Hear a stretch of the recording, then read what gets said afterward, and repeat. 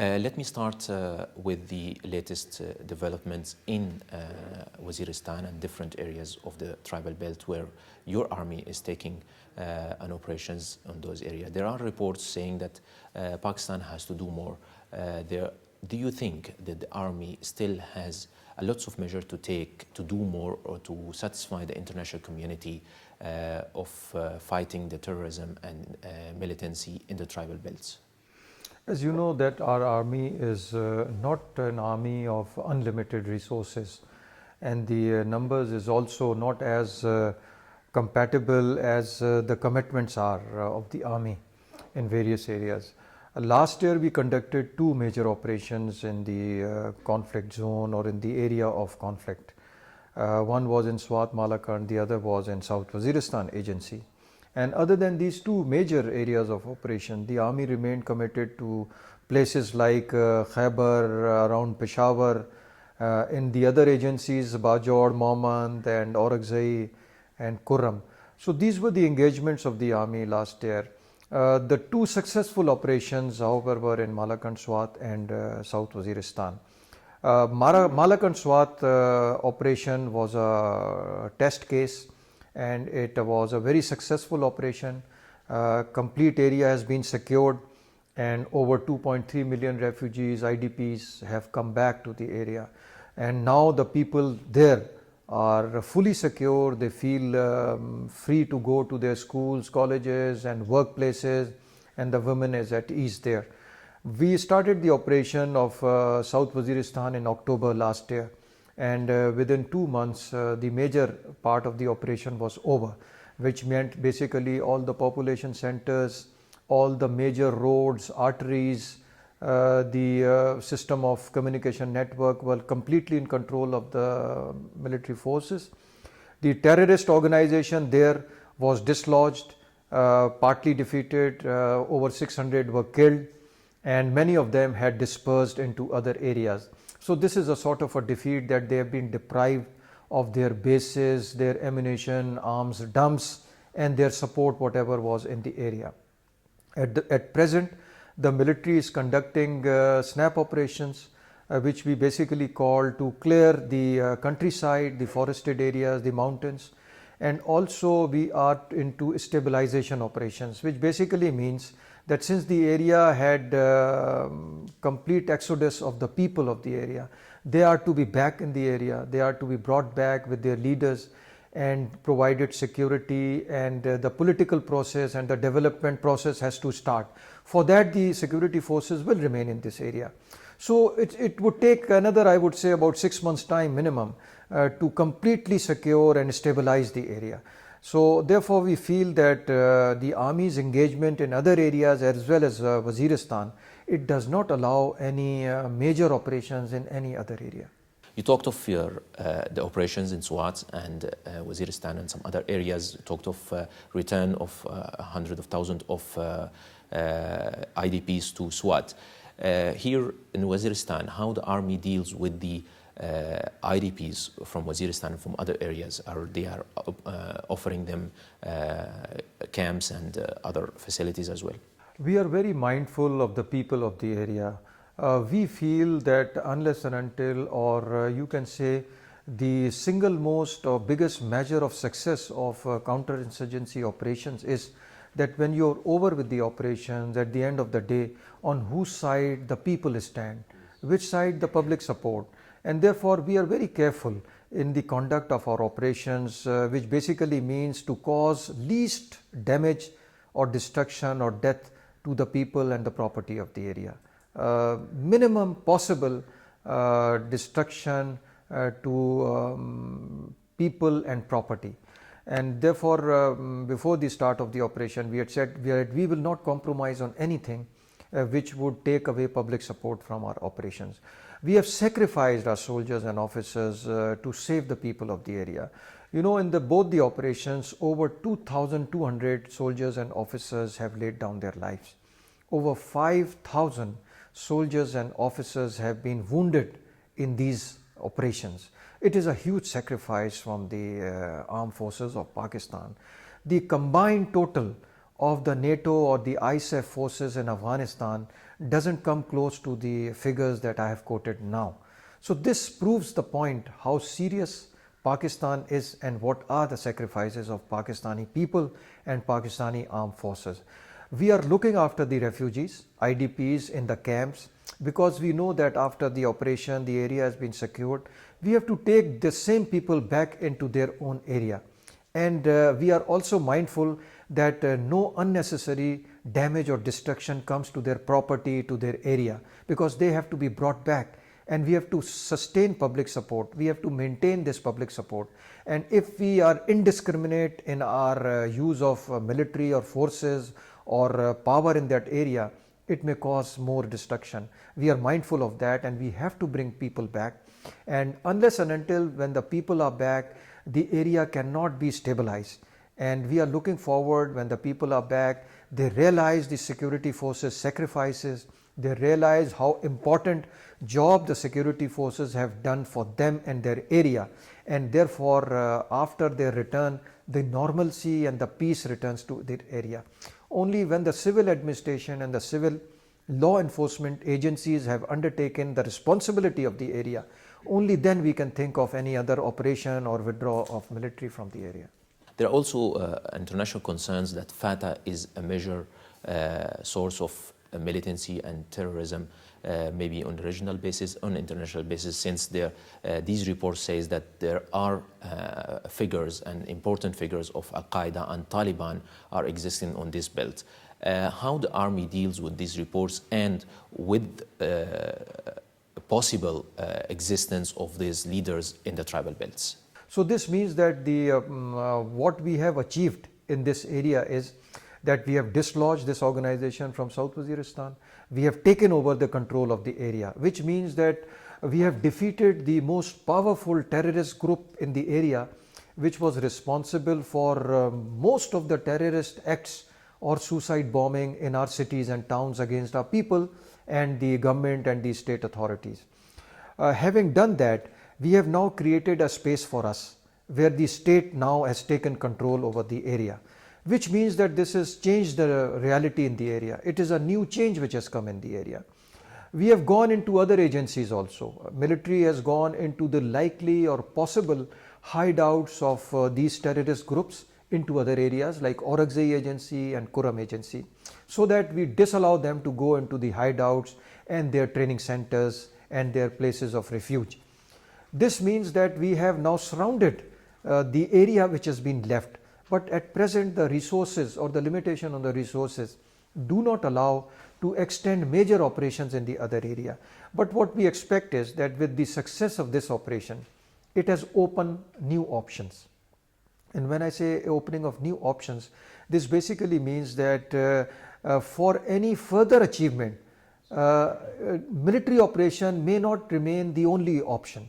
You can have other options also, which you can squeeze and draw whatever you want to the result that you are looking at. Also, the point to remember is that where we have conducted the operation in this South Waziristan area, there was no presence of any military or paramilitary or civil administration or the state or the government in this area. This organization of Baitullah Masood network has expelled all the state organizations or organs from its area. But in North Waziristan, there is a huge presence of more than a division force. It is camped there. There are brigades in very, very different areas. And whenever there is a requirement or report of any terrorist activities, acts, etc., so the raids and the ambushes or the local actions are conducted to clear the militants from their area. So it is not that the North Waziristan situation is similar to South Waziristan. South Waziristan was important because there was no state or the military present in the area of Baitullah network. North Waziristan is a huge presence of military in that area. In addition to your fights against the militancy in tribal belts, there are also reports of foreign involvements. Reports on the political side, on the military sides, has shown their concern of existence of some intelligence agents from the Indian, from RAW, from other agencies in tribal belts and in Baluchistan southwest. How the army deals with this, if so-called intelligence penetrations? Yes, there is involvement of hostile agencies into FATA and a huge number in or at a level in Balochistan also. These militant organizations which are operating against the state and Pakistan military are being provided with material support, with financial support from outside. The weapons and the equipment is coming from the Afghan side because we have sealed our area. It is not possible that anything can go from our settled areas into this area. So therefore, huge equipment and arms ammunition are coming from Afghanistan. From where it is coming into Afghanistan are various places. There are borders with the Central Asian countries, with the other side on the Iran and other areas. So we want that this to be stopped. And we have over 1100 checkposts on the border. But on the other side is not even 200 posts. So it is a joint responsibility of Pakistan military as well as the forces of the Afghan National Army on the other side as well as ISAF on the other side to stop or check the cross-border movement.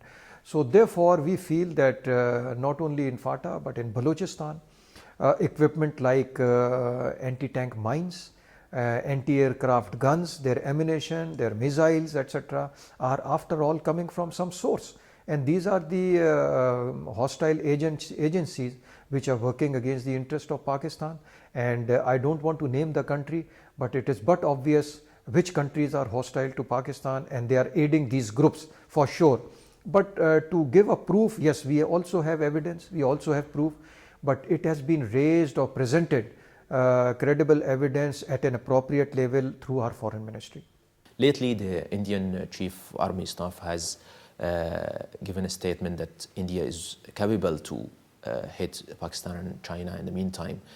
On the military level, are the army ready for any kind of adventures will be taken in case by the Indians, or whether in the western side or in the eastern sides?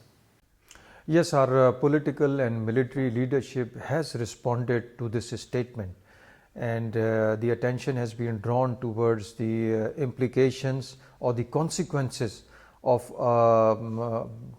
notion that says that it will the conflict would remain limited in the space which is available, and it will be under a nuclear overhang. The statements of our Chief of Army Staff, our Chairman, Joint Chiefs of Staff Committee, as well as the Prime Minister, they have responded, as well as the Foreign Minister has responded to this. The Foreign Office's statement is also on record. What basic, I think, issue is that Pakistan has always asked to resume the composite dialogue between the two countries. We feel that the problems can only be resolved when we talk to each other. You see, the important issue here to remember is that there is a history of conflict in this area, in this region, and there are unresolved political disputes which has to be resolved, and unless and until we talk to each other, we negotiate with each other, it cannot be resolved. So therefore, important thing here is, I would say that if we keep talking about each other and do not talk to each other, this is a sure recipe to conflict. This situation of tension can lead to the conflict because nobody can guarantee that there will be no act of terrorism inside India. Any non-state actors or non-state militia can be responsible for that. There is no guarantee given, cannot be given to any side. So therefore it is important to go back to the composite dialogue where a journey would start. These political disputes are age-old. They cannot be resolved overnight, but you can take this step forward and move towards diffusing the tension. If this atmosphere of tension continues, then it may lead towards the conflict. So therefore it is important not only for the composite dialogue, but also we have a mechanism which is a joint anti-terrorism mechanism, which both the sides, both the countries have agreed to sit down and resolve the acts of terrorism by talking to each other on that forum. But that forum is also, it is dormant for quite some time. We feel that this is now the time to open these forums, open the talks, and try and understand each other's point. I think our country has suffered the most in the hands of terrorists against terrorism, and it is still suffering. Anybody to blame Pakistan on that account is not acceptable. My last questions. about Afghanistan. Afghanistan is an important file for Pakistan. As you just mentioned earlier, that there are some weapons coming from that side. You have discussed it with the international forces and with the Afghan government. What do you expect from them to do more to stop these penetrations from the other sides, and how do you see the Afghan file in the future? Pakistan is one country which has been most affected because of the trouble in Afghanistan or the terrorism in Afghanistan. So therefore we look forward to a peaceful, stable and a friendly Afghanistan. Whatever are the means, if we can achieve the objective of stabilizing Afghanistan, I think this is in the biggest interest of Pakistan. No else would be more happy or more stable than Pakistan in case if we have peace in Afghanistan. So therefore what we look forward is that a joint coordination with both the armed forces to check the cross-border movement, to check the terrorists coming from one side creating problem onto the other side. We also want the peace to return in Afghanistan, whether through political process or a joint mechanism from political as well as the military action there. And therefore I think it would be in the interest of Pakistan to see its western border peaceful and friendly. That is what is the interest of Pakistan, and we are helping in that. We are coordinating and cooperating with each. If we are in a better control of the problem on our side of the border, if the government, state and the military has complete control over the trouble or the terrorists in our side of the border, then I think it will increase the effect of the state on our side, which would help the other side. Because if they think that something is happening from this side, and if we enhance our space of control on our side, it would indirectly help the other side also. In order to be in better control, we'll be able to check the terrorist activity, control their freedom of movement in a much effective way than as compared to the past. Thank you very much, General Athar, for that. Thank you very much. Thank you.